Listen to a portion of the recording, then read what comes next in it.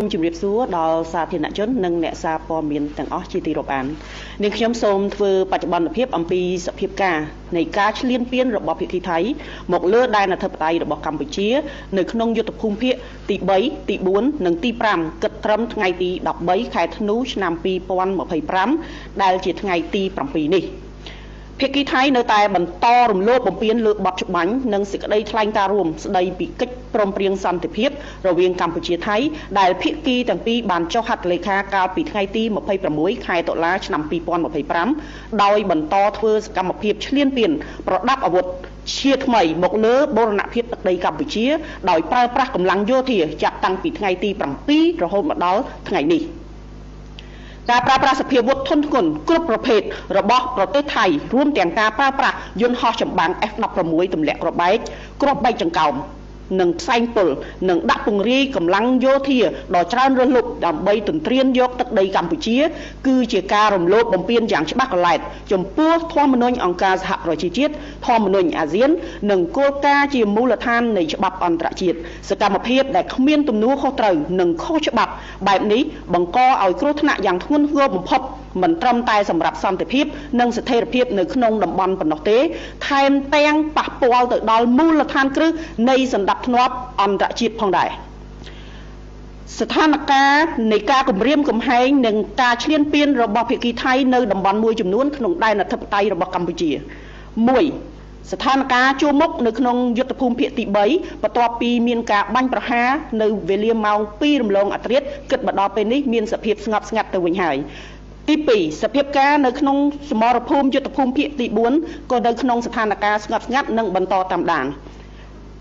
ទី3ស្ថានភាពជួរមុខនៅក្នុងសមរភូមិយុទ្ធភូមិភាគទី5ភាគីថៃបានបន្តបាញ់ប្រហារមកលើកម្ពុជាគិតចាប់ពីវេលាម៉ោង 13:00 នាទីរសៀលរហូតដល់វេលាម៉ោង 16:10 នាទីរសៀលថ្ងៃទី13ខែធ្នូឆ្នាំ2025នៅវេលាម៉ោង 13:42 នាទីដល់វេលាម៉ោង 14:56 នាទីយោធាថៃបានប្រើប្រាស់ដ្រូនទម្លាក់គ្រាប់បែកហោះចូលក្នុងភូមិសាស្ត្រភូមិព្រៃច័ន្ទនៅវេលាម៉ោង 14:59 នាទីយោធាថៃបានប្រើប្រាស់ដ្រូនស៊ើបការហោះក្តាប់សភាពការនៅក្នុងភូមិសាស្ត្រភូមិព្រៃច័ន្ទនៅវេលាម៉ោង 15:26 នាទីយោធាថៃបានប្រើប្រាស់ដ្រូនទម្លាក់គ្រាប់បែកហោះចូលក្នុងភូមិសាស្ត្រភូមិជោគជ័យនៅវេលាម៉ោង 15:40 នាទីយោធាថៃបានប្រើប្រាស់យន្តហោះចម្បាំងប្រភេទ F-16 ទម្លាក់គ្រាប់បែកចំនួន1គ្រាប់នៅភូមិសាស្ត្រស្ពានជ័យជំនះចាស់ស្ពានមេទឹកនៅវេលាម៉ោង 15:44 នាទីយោធាថៃបានបន្តប្រើប្រាស់យន្តហោះចម្បាំងប្រភេទ F-16 ទម្លាក់គ្រាប់បែកកំទេចគោលដៅស្ពានជ័យជំនះសរុបចំនួន6គ្រាប់នៅវេលាម៉ោង 15:47 នាទីកម្លាំងថ្មើរជើងរបស់យោធាថៃអមដោយរថក្រោះព្យាយាមរុលចូលក្នុងភូមិសាស្ត្រភូមិព្រៃច័ន្ទនៅវេលាម៉ោង 16:00 នាទីរសៀលយោធាថៃបានបន្តប្រើប្រាស់យន្តហោះចម្បាំងប្រភេទ F-16 ទម្លាក់គ្រាប់បែកមួយគ្រាប់ទៀតនៅក្នុងភូមិសាស្ត្រភូមិព្រៃច័ន្ទនៅវេលាម៉ោង 16:00 នាទីយោធាថៃបានបន្តប្រើប្រាស់យន្តហោះចម្បាំង F-16 ទម្លាក់គ្រាប់បែកមួយគ្រាប់ទៀតផងដែរ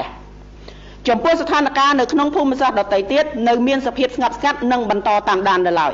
ក្រសួងការពារជាតិទាមទារឲ្យភាគីថៃបញ្ឈប់ជាបន្ទាន់និងនៅការបាញ់ប្រហារនិងការសម្លាប់ប្រជាជនកម្ពុជាដោយមិនរើសគោលដៅការប្រើប្រាស់យន្តហោះចម្បាំងហោះចូលក្នុងទឹកដីកម្ពុជាដែលមិនត្រឹមតែជាការរំលោភបំពានដ៏ធ្ងន់ធ្ងរបំផុតលើអធិបតេយ្យបូរណភាពទឹកដីកម្ពុជានិងច្បាប់អន្តរជាតិប៉ុណ្ណោះទេប៉ុន្តែថែមទាំងមានការបាញ់ផ្លោងទម្លាក់គ្រាប់បែករួមទាំងគ្រាប់បែកចង្កោមដោយមិនរើសអើងនិងមិនសមាមាត្រហើយធ្វើឲ្យគ្រោះថ្នាក់ដល់អាយុជីវិតសុវត្ថិភាពរបស់ប្រជាជនស៊ីវិលស្លូតត្រង់កម្ពុជានិងបំផ្លិចបំផ្លាញដល់ទ្រព្យសម្បត្តិហេដ្ឋារចនាសម្ព័ន្ធស៊ីវិលប្រាសាទបុរាណជាទីសក្ការៈមរតកមនុស្សជាតិដូចជាសាលារៀនស្ពានថ្នល់មន្ទីរពេទ្យវត្តអារាមផ្ទះសម្បែងផ្សារប្រាសាទព្រះវិហារប្រាសាទតាក្របីដែលជានឹងទីតាំងសាធារណៈដទៃផ្សេងទៀតរាប់មិនអស់យោធាថៃត្រូវបង្ហាញពីភាពស្មោះត្រង់និងសុចឆន្ទៈបើសិនជាថៃពិតជាចង់បានសន្តិភាពពិតប្រាកដមែនព្រោះសន្តិភាពមិនអាចកើតឡើងតាមរយៈការនិយាយតែមាត់ប៉ុណ្ណោះទេប៉ុន្តែ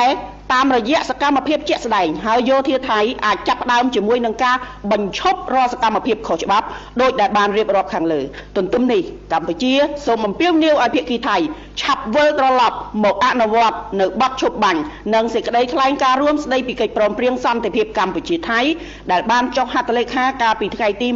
26 ខែតុលាឆ្នាំ2025ក្រោមការធ្វើជាសាក្សីរបស់អាដាមប្រធានាធិបតី Donald Trump និងអាដាមនាយករដ្ឋមន្ត្រីម៉ាឡេស៊ី Anwar Ibrahim ជាប្រធានអាស៊ានបដូវវេន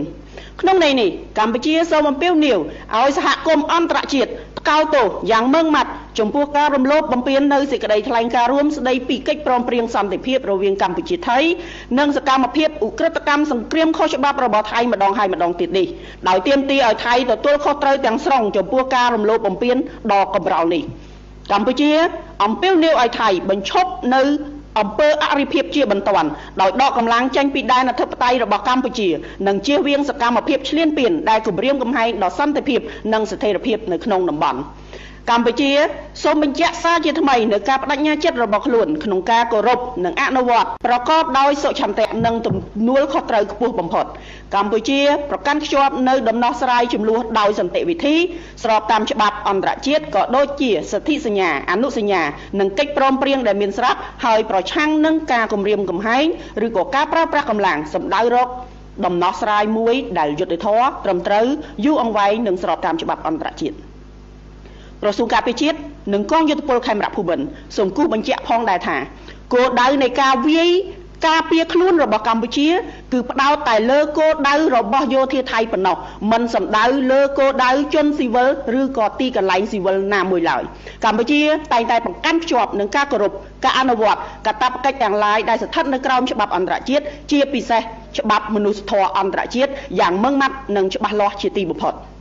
សូមគូបញ្ជាក់ផងដែរថាវីរៈកងទ័ពកម្ពុជាបាននឹងកំពុងបន្តឈរជើងយ៉ាងរឹងមាំស្វាហាប់មោះមុតនឹងនៅតែតស៊ូប្រយុទ្ធយ៉ាងស្វិតស្វាញតតាំងជាមួយសត្រូវឈ្លានពាននិងប្រុងប្រយ័ត្នខ្ពស់ជានិច្ចក្នុងការបំពេញតួនាទីរបស់ខ្លួនដើម្បីការពារបូរណភាពទឹកដីរបស់កម្ពុជាយើងក៏បញ្ជាក់ឡើងវិញនៅសិទ្ធិស្វ័យការពារដែលអធិបតេយ្យរបស់យើងដោយដែលមានចែងនៅក្នុងច្បាប់អន្តរជាតិដើម្បីការពារបូរណភាពទឹកដីនិងប្រជាជនរបស់យើងទោះក្នុងតម្លៃណាក៏ដោយកម្ពុជានឹងមិនចោះចាញ់នឹងការបង្ខិតបង្ខំនឹងការបំផិតបំភ័យទោះក្នុងទម្រង់ណាមួយឡើយសូមប្រជាជនកម្ពុជាទាំងអស់នៅតែបន្តជឿជាក់និងលើកទឹកចិត្តដល់វីរៈកងទ័ពដ៏អង់អាចក្លាហានរបស់យើងដែលកំពុងប្រយុទ្ធតស៊ូយ៉ាងខ្លាំងក្លានៅគ្រប់សមរភូមិទាំងអស់រាជរដ្ឋាភិបាលកងទ័ពនិងប្រជាជនកម្ពុជារួបរวมគ្នាជាធ្លុងមួយក្នុងការការពារទឹកដីសេចក្តីថ្លៃថ្នូរនិងអធិបតេយ្យភាពរបស់យើងដោយអង់អាចក្លាហាននិងដោយមិនងាករេជាដាច់ខាតទោះក្នុងតម្លៃណាមួយក៏ដោយGreetings to the general public